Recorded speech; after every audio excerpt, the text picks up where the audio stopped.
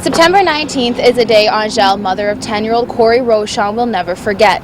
Last Saturday, Corey was pronounced dead at CHEO Hospital in Ottawa after suffering an accident Friday evening. Now, members of the community, family, and friends all gathered at this church to pay their final respects and say goodbye to the 10-year-old. This was a goodbye that came years too early. On Friday evening, the lights in our house went dark, but your memory will forever light up our hearts. A message from the priest to help comfort and bring strength to a broken family. As the procession made its way to Notre Dame de la Paix, 2 busloads of students entered the church to pay their respects to a good friend and a fellow classmate. As 11 o'clock hit, tears streamed down the faces of family members as Corey's casket was removed and brought into the church. After the funeral, students from St. Charles Catholic School returned to class with teary eyes and heavy hearts. They continued to remember Corey in a celebration of his life. In his 10 years of life, Corey touched the hearts of many, and school was no exception. As a member of the cross-country team, he was described as a good kid and someone full of life. It's been a source of motivation for a lot of the kids to carry Corey with them, throughout the future competitions. This afternoon, the mood was lightened as students headed outside for their annual Terry Fox Walk, but this year it looked a little bit different. Each student wore a necklace with the initial CR in honor of their lost classmate. And Corey, every morning during daily prayer, he would always mention that his grandfather had cancer, and that he always wanted to pray for his grandfather. So we thought it'd be fitting that our walk would be dedicated to not only in Terry's honor, but with the memory of Corey and, of course, of Corey's grandfather. A memorial is set up under the hydro pole on 8th Avenue between Pine and Spruce Street North, and Corey is not soon to be forgotten. Michelle Baril, Eastlink News. For over 5 hours, the Timmins Police Emergency Response Team surrounded this Borden Avenue home. The Timmins Police Service responded to a call of a male individual acting in an erratic fashion. This was based on concerns from the neighbors. Police say a neighbor made a 911 call to report that a man was acting strangely. Before barricading himself in his house, he took an axe to a neighbor's garage and satellite equipment, causing damage.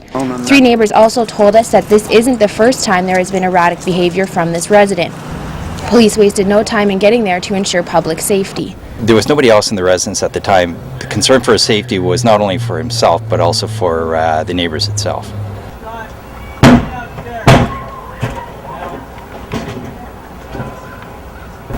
It's the Timmins Police Emergency Response Team. We're here to help you. If you can hear me, come down the stairs slowly with your hands in the air where we can see you.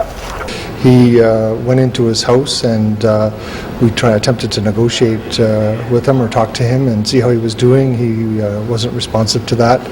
So our emergency response team was deployed, and we were able to apprehend the gentleman. The man is no longer in police custody. He's now at Timmins and District Hospital. The gentleman has been brought for an evaluation. I can't comment again from that standpoint how he's doing or what happened there. In terms of any criminal action, if it's warranted, we will be proceeding with the charges there, and of course the courts will determine what's appropriate for him at that point. It's all quiet now here at 16 Borden. Police assure this was an isolated incident and there's no reason for public concern. Michelle Baril, Eastlink News. The heartbreaking and sudden death of young Corey Rochon has given the city a more somber tone, and it's not over yet. The Ontario Coroner's Office is now officially investigating the death of the 10-year-old. One of the coroner's duties is to assess why an accident occurred, and if there is an issue regarding safety or some reason that the accident occurred that perhaps could be prevented in the future, that's something the coroner's office does look at. Well-known safety advocate Carl Habla was at the scene of the accident Monday and says that the pole looked safe and added that blame cannot be put on anyone. I still can't figure out how them live wires electrocuted that child. Like, you can't really put the blame on anyone. And the Timmins police agree and are not looking to point fingers either. They just want to know what happened Friday night, and anyone who saw anything is urged to call them. We're conducting our investigation in conjunction with the coroner's office and taking the direction from the coroner as to where the investigation will go from here.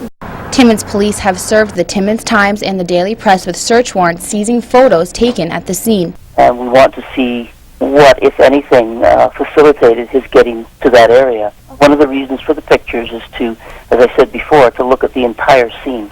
Timmins police investigator Mike McGinn says police have determined that Corey climbed this hydro pole.